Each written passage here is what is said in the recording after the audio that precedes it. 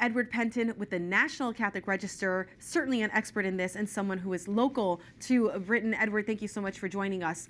We just mentioned what it means to be a doctor of the church. So then why is St. John Henry Newman such a fitting choice for this moment? Well, really, Monty, because he has such a good pedigree, if you like, of teaching. His doctrinal teaching is extremely strong. He's well known throughout the world for his orthodoxy and for everything that he's taught.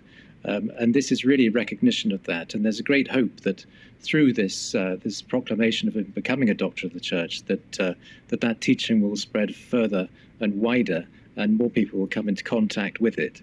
And many people I've spoken to in reaction to this news say that it's really a chance to, as I say, bring that teaching to the modern world at a time when it needs it most.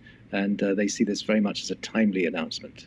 It's timely in many ways, also because we're in the middle of the Jubilee of Hope. We're in the middle right now of the Jubilee for Youth, and you have Newman Centers around the country that really have brought so many young people to discover and find both the church as well as their relationship with Jesus Christ. Do you think this was intentional from Pope Leo because of that timing?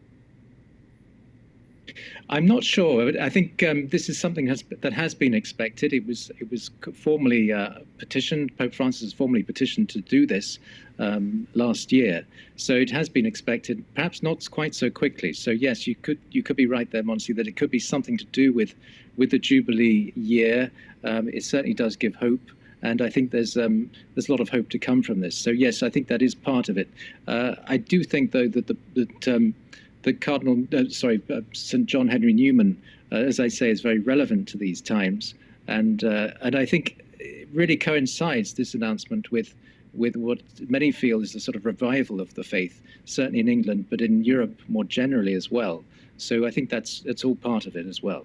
I know that you've covered the signs of those revivals with conversions into the church, RCIA or OCIA classes being filled in Europe, a very big difference in what we're seeing coming out of Europe versus the secularization sentiment that we've seen for such a long time. Let's talk about unity and what this means for unity, which is such a big part of the beginning of Pope Leo's pontificate, but certainly a signal that we saw with the way that the liturgy was chosen for Pope Francis' funeral, obviously earlier in April. So tell us a little bit about unity and the Catholic Church in England. Is this a signal to bring more people in through the ordinariate established through the Apostolic Constitution that Pope Benedict promulgated?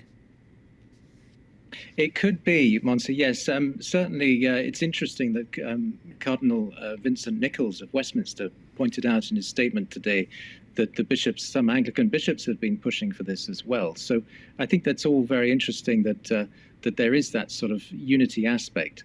But I think Cardinal Newman, St. John Henry Newman, was very much of the view that, he took the road from Anglicanism into the Catholic Church, and I think that is certainly the path that he would certainly support, and one that, it's not about the Catholic Church becoming more Anglican, as it were, but rather returning home to the Catholic Church, which is what he did.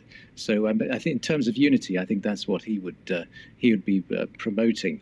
But yes, it is a sign of that. It's certainly a sign, as I said earlier, of a sort of Christian revival.